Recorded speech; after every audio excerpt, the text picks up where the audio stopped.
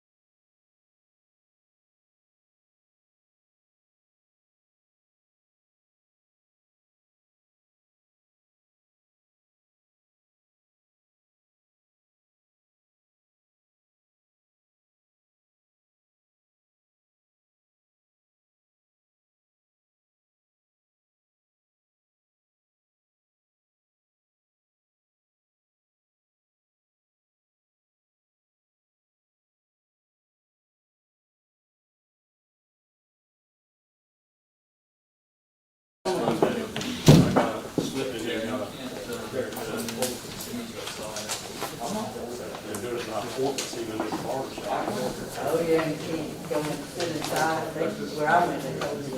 So you're going to be acting as a It looks like they got mine. Yeah. Lady, they called me. I know she got upset when she had to call her husband down there to come and settle things down. Most of them came out there. Because they still haven't done it. Yes, they still have. Right on the board. Yeah, they got yeah. They were wanting this haircut. They didn't want any of them to see that.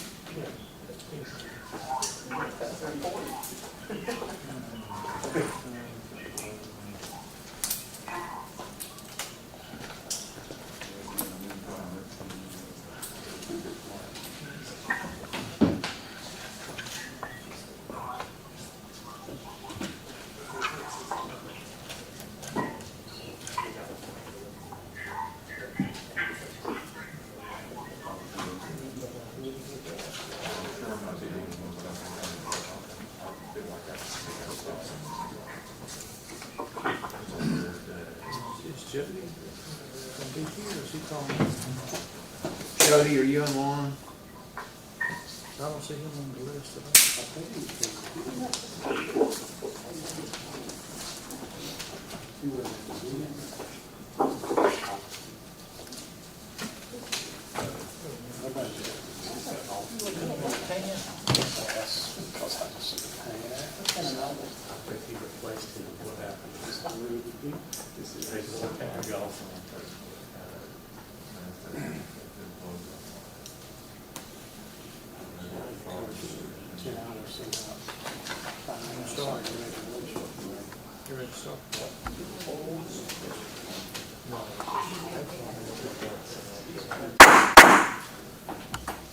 Good afternoon. We'll go ahead and call the quarterly Board of Trustees meeting for Francisco University to order.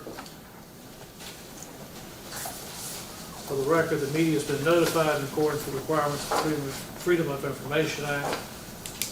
Ms. Davis, will you please call the roll? Mr. Bryson? Mr. Coleman? Here. Mr. Doug? Here. Dr. Dozier? Here. Mr. Duncan? Mr. Elmore? Here. Mr. Gunn? Here. Mr. Jackson? Mr. Jones? Mr. Keels? Miss Leatherman? Here. Mr. Lee? Here. Mr. McIntyre? Here. Mr. Moore? Here. Dr. O'Kelly? Here.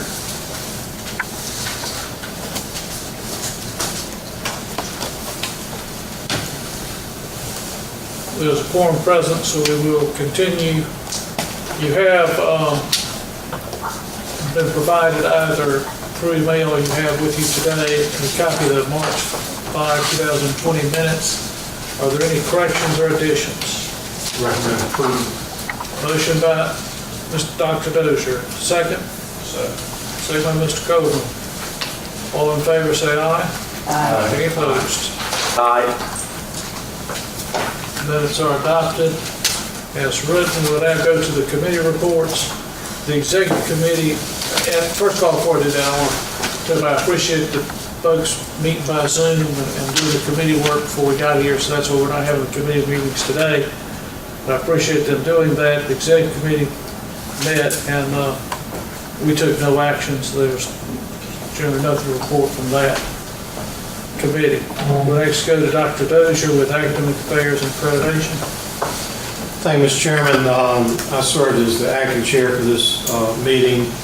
The provost gave his report. The spring semester brought many challenges with the pandemic, but the faculty did a great job in converting classes to remote formats and the semester ended successfully. I want to thank them for their efforts. That was no small task to make that happen with the online education. Many professional and staff development events had to be canceled through the spring and continued into summer. Faculty elections, some were delayed till next fall. Dr. Waters reports that new student orientation is being held virtually through the summer and being registered for classes by video meetings with counselors. At present, new freshman and transfer applications are up 7% over last year. A total of 343 students, 296 undergraduates, and 47 graduates graduated on May, including first graduates in speech language pathology program. Commencement was postponed and now planned for September 19th at Memorial Stadium.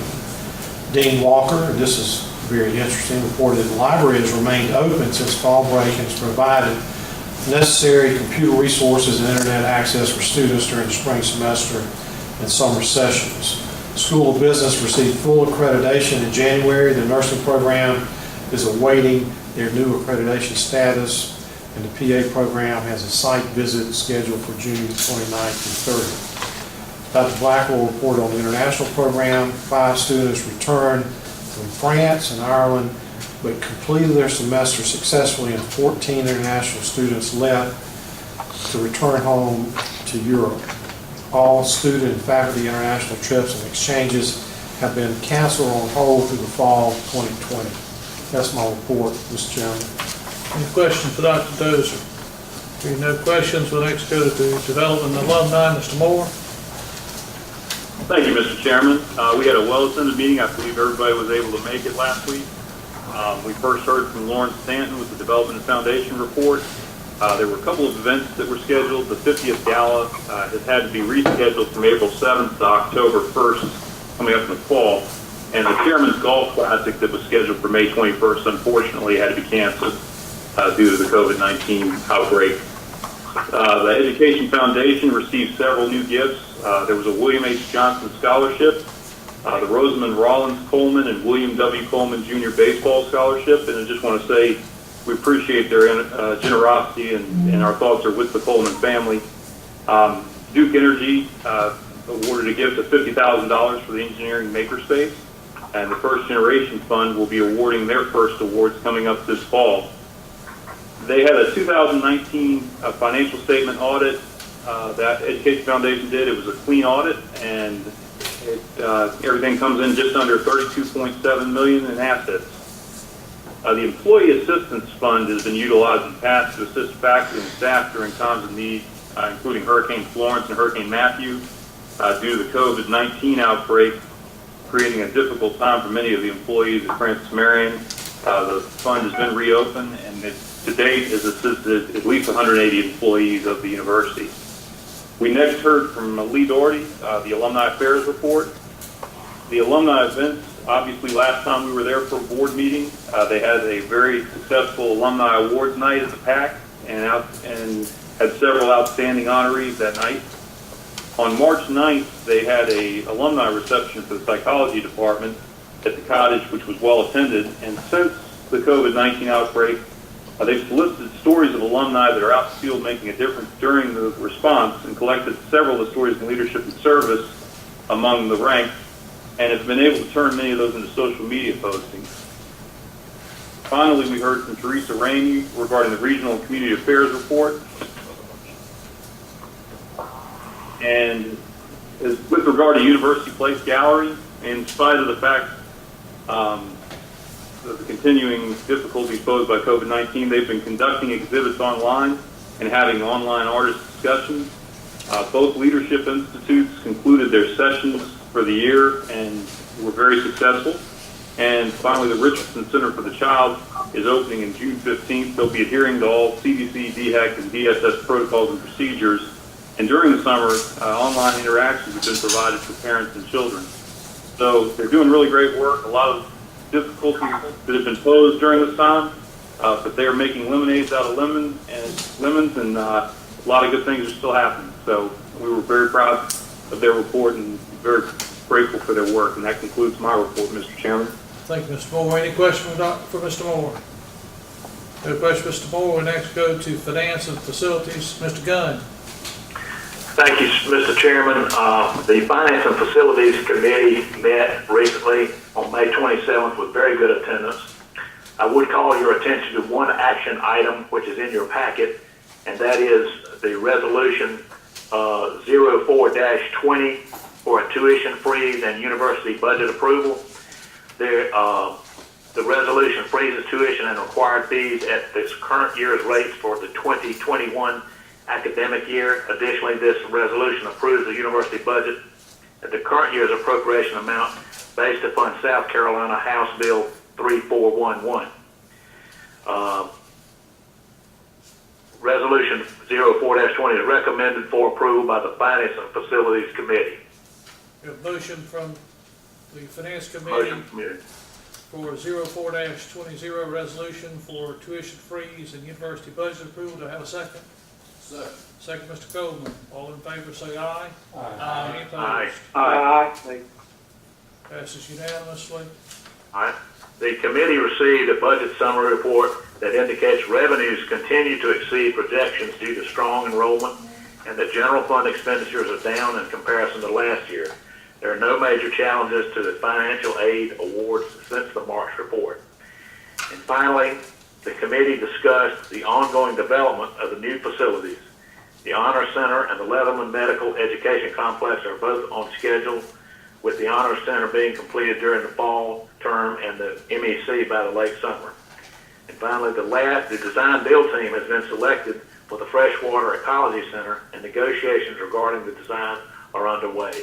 Mr. Chairman, thank you, and that completes my report. Any questions, Mr. Gunn? No question, Mr. Gunn? We now move to Student Life and Athletics. Ms. Leatherman. Thank you, Mr. Chairman. We met via Zoom as well as the other groups and had good attendance. Chris Kennedy updated us for Kendra Mason, the SGA president, from 2019 to 2020 on some of the activities going on. One of them was the election of new officers, which our new SGA president for this coming year is here. Timoshio, am I messing that up? Ty, just call you Ty. Okay, Ty Robinson, he's a political science major. He was the last year SGA vice president, lead resident assistant, the ABC residential community. He works in CASA. He's the president of InterVarsity Christian Fellowship, vice chair of FMU South Carolina Student Legislature, orientation leader, Patriot mentor, and FMU diplomat. So he comes with a lot of experience in this position. We appreciate that. We appreciate you being here. The other things that have been going on, again, it's been, they've had to go virtual a lot. They did their Student Life Awards virtually online. They're filming of their ROT commissioning. They have got their, ready for the fall, their food pantries stocked, fully stocked. Their Dress for Success clothing closet is fully stocked. And they just are saying, you know, this fall, they know that there's going to be more virtual activities because of social distancing, and we just have to be flexible and kind of learn as we go. As far as the report from Murray, FMU athletic director, He told us about the, obviously everybody knows the spring sports were put on hold or stopped their season when all of this started. And that would have been baseball and softball and women and men's tennis. So they mostly had done their non-conference. They were just getting ready to start their conference play. The women's softball team was 24-3 at that point, so they were doing really well. Student athletic updates as far as grades. This is pretty impressive, I think. The average GPA across the teams is 3.343. I've got that right, Murray? 10 of 12 teams have a 3.0 GPA. 6 of the teams have greater than 3.5. As far as number of athletes, 170 athletes are higher than 3.0 and 40 have 4.0. So that's pretty impressive, Murray, as far as the athletics go. As far as returning back to campus and playing safely, they are working with the President's Council of NCAA and their recommendations. They are thinking at this point that they will be back August 10th. For the captains will be back on campus August 10th. They are looking at possibly cutting the schedule 25%, but some of this is still not solid either, right, Murray? Correct me if I'm wrong. Okay. So a lot of that will just depend on what's going on with that. There'll be a lot of social distancing in locker rooms and practices, as you can imagine. They'll be checking temperature, oxygen saturation level, and blood pressure daily to keep an eye on the athletes. We have moved, and some of you have probably seen this, where we are moving to the Conference Carolinas, and that will take effect July of next year. But Murray's already moving toward those meetings, and he's feeling very positive about the relationships that the athletic directors have in that conference versus where we're leaving from. So that's all very positive. One other thing that, the NCAA is allowing for seniors that didn't get to finish their season. They will be able to have another year of eligibility. And if they had a scholarship or some funds toward their tuition, they will be able to keep that. And at this point, 60% have accepted that offer. So that's a nice thing that's being done. That concludes my report, Mr. Chairman. Any questions, Ms. Leatherman? Any questions, Ms. Leatherman? That wraps up the committee reports. We'll now go to the President's report. Dr. Carter. Thank you, Mr. Chairman. Ms. Davis, would you please note that Mr. Duncan has joined us on the line? Welcome, Ben. Yes, sir. Mr. Chairman, the past 2.5 months have been an unusual time for this university, and I think probably everyone in this room understands the uniqueness of that period. I would be remiss if I didn't take a second and thank all my senior staff. They, from March on, the senior staff worked every day here, okay? And they're the folks that kept the hub of this process moving, pulling together, and dealt with the myriad of difficulties when they popped up here and there. And I'm deeply, profoundly grateful to every one of them. And I know that. I've said that to them many, many times, and I'll keep saying it over the next year. There won't be any pay raises this year, but you have my gratitude in abundance. Let me also say what a terrific job the faculty and staff did, and you know that. They carried out the delivery of the curriculum, and they did it by transitioning from in-class instruction to online in a period of about a week, something that was virtually miraculous. And I want you to know, not all of my faculty were that proficient technologically. They were perhaps like me, but they learned very, very quickly, and those who were proficient worked with their colleagues to make this process work well, and I'm all the more proud for that cooperative effort. I want to thank my board members. You know, you let me bend your ear during the course of the last 2.5 months. You called frequently to ask how things were going, and I want you to know how much I appreciate that. And let me let me just say this for the last thank you in this list. My chairman, who's been my dear friend for the last 21 years, and I don't know that we've ever talked more frequently than we have the last couple of months with regard to phone calls and emails, and Robert was always available, and Robert was always encouraging, and Robert always reminded me that we would get through it, and of course we did. My friend, thank you very much for that level of support. Ty's been introduced, but I want to take just a second and tell you what a joy it's been working with him this past year as he was vice chair of the student body. And something many of you wouldn't know, but Ty was also a major participant over the last 2.5 months as he would stop by and talk to me or email me or call me about certain things pertaining to the student body. And Ty was one of the catalysts for broaching the issue of some alternative grading process because of the difficulties that many of our students were struggling with. So I want you to know, even before he became the president of the student body officially, he was exhibiting the kind of leadership for which he has distinguished himself over the past few years.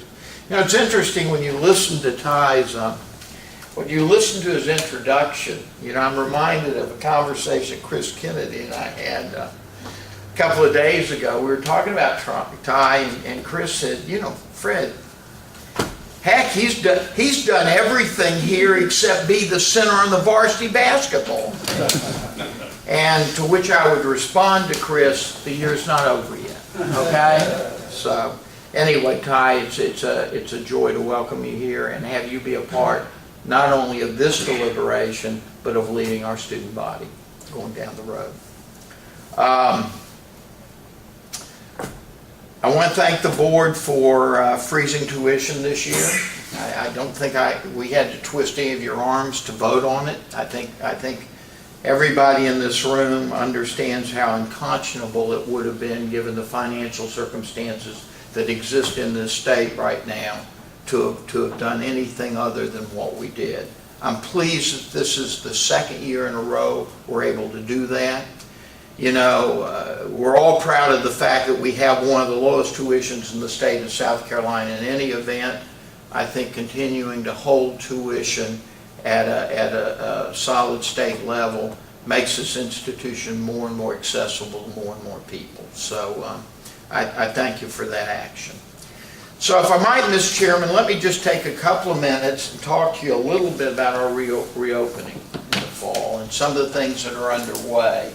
And Kim, we've got, I think you all received from me copies of the reopening plan, and you received some narrative pertaining to that. But let me just, and I promise I won't do the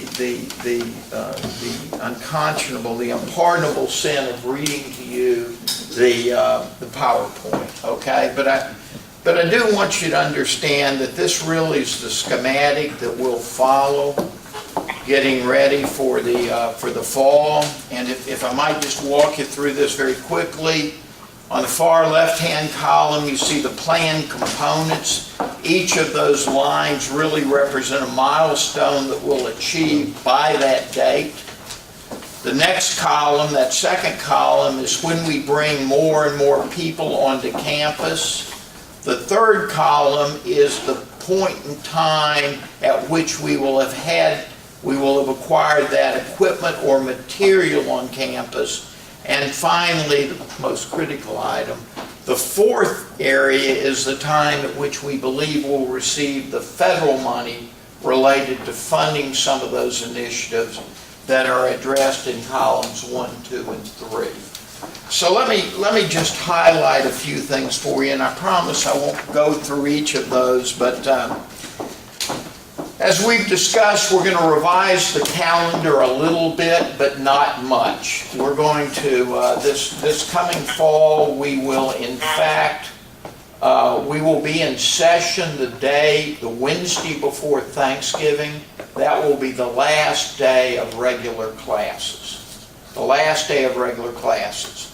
So we'll encourage the faculty to either give their exams the last day of their class meeting, which would be the week up to that Wednesday, or to give online exams during the exam period if they choose to do that.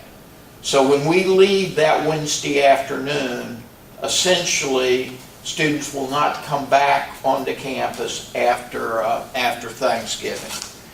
Now we've been able to do that because what that means is the rest of the calendar will not be altered at all.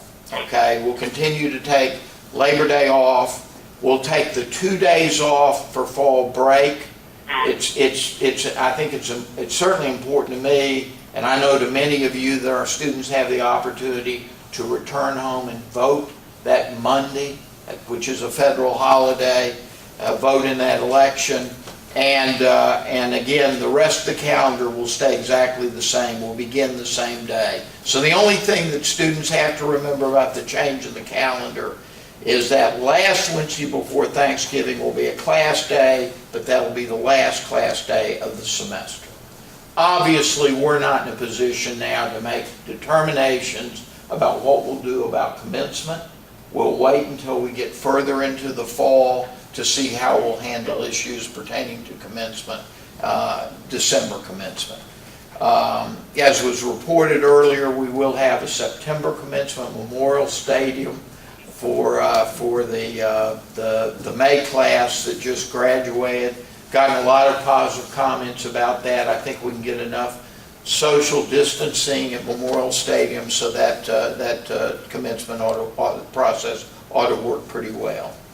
As you heard from the Academic Affairs Committee, our curriculum will be a blended curriculum this time. The provost and Ms. Stedman have been working with the deans and chairs.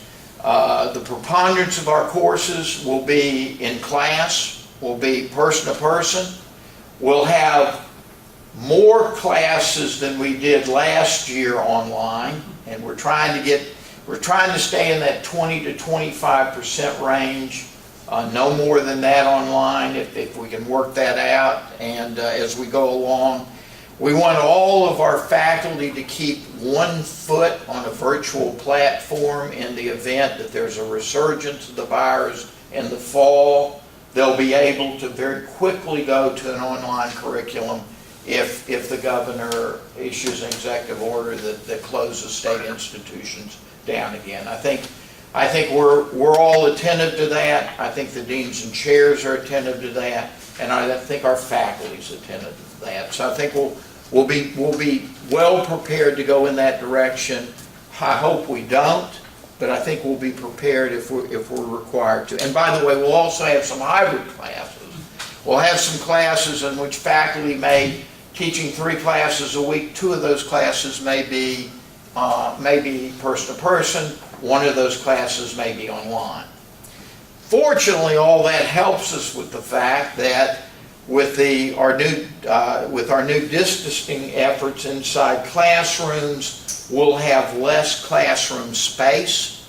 So taking some of our classes online and some hybrid instruction allow us to be able to achieve that greater distancing. We will also use new campus spaces for classes that we've not used in the past. Some classes likely will be held in the gymnasium, in the 2 ends of the gymnasium. Some classes may very well be held in the Hendrick room and the Palmetto room in the dining facility. The cottage will be closed during the fall. This room will essentially be a major meeting room for departments and other entities simply because we're using almost all of our auditoriums for classroom space and to achieve that distancing. I think all that'll work well. I will tell you this, we're taking it a semester at a time, and now the focus is on fall.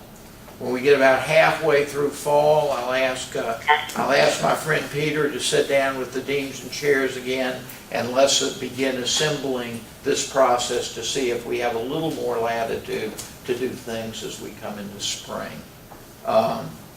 There'll be reduced capacity in the residence halls.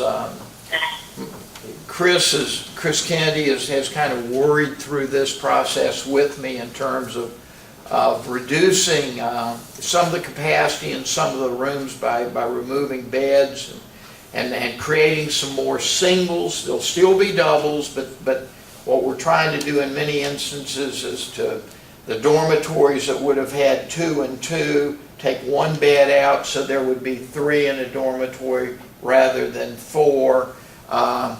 That of course means that our margins are going to be much tighter with regard to our the bond indebtedness on the dorms and the residence halls, but I think we're going to be fine. I think we'll work through that okay. And Chris and Cheryl Tuttle and our resident staff have done a marvelous job staying in touch with students and continuing to recruit students back into the dormitories as we go along. By the way, I would say the same thing with regard to Alyssa Waters and to Jamie Freeman and to Kim Elazar and our wonderful enrollment management staff with regard to their recruiting efforts in the fall. You note that our applications are up 8%. In a financial year like that, that's extraordinary, and I couldn't be more proud of that group. There'll be new dining procedures this year. There'll be more takeout meals. There'll be no buffets. And so that'll put a little more pressure and tension on the dining staff.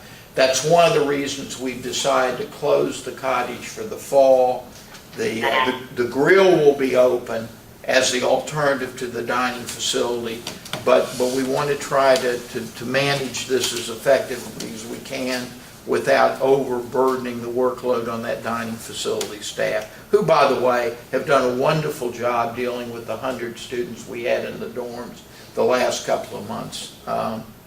We'll have an additional cleaning and sanitization in the classrooms and around campus. You'll see that Daryl is putting together a plan now that will give us, quite honestly, more extensive coverage and more consistent coverage with regard to the cleaning and sanitization of those areas. We'll do that between classes, but we'll do it much more extensively on weekends when students aren't here.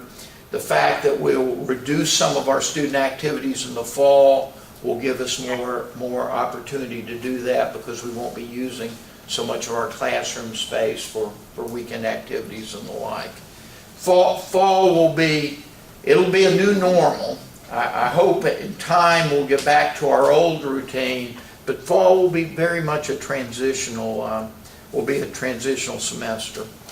We will have enhanced personal protection equipment and the like during fall. We'll ask students to employ masks in classrooms and other enclosed spaces where social distancing can't be acquired.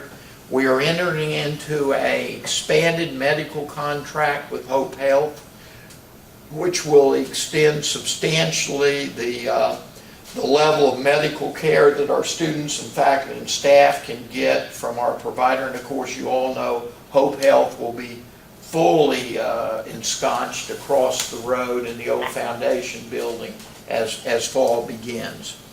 We're also adding to, at least on a contractual basis in the fall, we're going to add a couple of additional mental health counselors. We know that some of these constraints and some of the restrictions increase greater apprehension on the part of people. If there are additional outbreaks of COVID-19 or if there's a substantial spike in COVID-19, we know that will create even more tension and apprehension, and we want to be able to deal with that with our counseling and support facilities on campus. So I think those are good things, and I think we're prepared to go in that direction. There'll be some visible changes around campus as you walk into some of our areas, like the cashier's office and registrar's office. You'll see that we will have erect protective barriers to protect those folks immediately behind those counters. I'm hoping in time those barriers will come down, but they'll certainly be up there in fall and maybe spring semesters. So you've heard Murray's spiel about our new practice and training protocols. So I think the question of where we'll go with athletics is largely a question of what the NCAA and our conference will ultimately decide. I think Murray's right on top of that. He's been a good steward of that process throughout. I think it will be a shortened season, and I think we'll be very, very rigid with regard to the safety protocols that we put into effect with our student athletes in the fall. When this thing began last spring, many of us got together, the senior staff, and we talked about the fact that there were three principal objectives we wanted to bring in this process. The first objective is we wanted to get our students through the semester. Second objective, not necessarily in this order, is we want to keep everybody as safe as we possibly could. Everybody needed to be safe. The third objective, and I'm not the least bit apologetic in telling each of you this, we wanted to save the jobs here. Okay? Men and women on this campus have worked hard the last 20 years, the last 30 years, the last 40 years. They deserve some sense of job security, and they deserve the sense that this board and this administration is going to try to look out for them in very, very difficult times, because they've looked out for us every single day they go to work here. So I'm pleased to tell you at this point we have not filed a furlough plan with the state. I don't intend to do that. We don't intend to do that. We think that unless the appropriation goes way south on us in September, or our enrollment drops to the level that's untenable, that we can get through this coming year without any employee on this campus, any faculty or staff member losing their job. And I think they're proud of that assurance, and they're proud of this board for making sure they have that assurance every year. They're a very, very loyal group of folks, and they deserve our loyalty in return, and I know you all feel the same way. Finally, Mr. Chairman, let me just end this discussion, my report, by making a brief comment. I'm gonna work off prepared comments here, because I really want to get this straight. I've thought about this the better part of the last couple of days, what I would say to the board today about what's going on around us, and try to put that in a little bit of perspective for this university. We all know that George Floyd's murder in Minneapolis last week was an American tragedy. It was a barbaric act that should anger all of us and remind us that we must do better, not only for ourselves, but for our sons and daughters. You might ask yourself, what does this have to do with FMU? And the answer is absolutely everything. Look around you. We are one of the most diverse universities in the state in the Southeast. We've been proud of that legacy for decades. This is an harmonious place racially, but we can make it even better. Tell you what else we can do. We can continually remind the communities and the people around us that diversity in thought, opinion, culture, and belief is the absolute best antidote against racial hatred and intolerance. To that end, I've spent this morning talking to the mayor and some of our community leaders about hosting a forum in the next few weeks that will focus on these and a few other topics. I believe this university should play a major role in sustaining this topic, and we'll provide you more details in the next few weeks about how we're going to do that and how this community will be a part of that discussion. Mr. Chairman, that concludes my remarks. Thank you. Dr. Carter, any questions for Dr. Carter? Hearing no questions for Dr. Carter, I'm not aware of any unfinished business. I'm not aware of any new business. I'm not aware of the need for executive session. Therefore, do I have a motion to adjourn? So moved. Second. Thank you, Mr. Coleman. We stand adjourned. Good.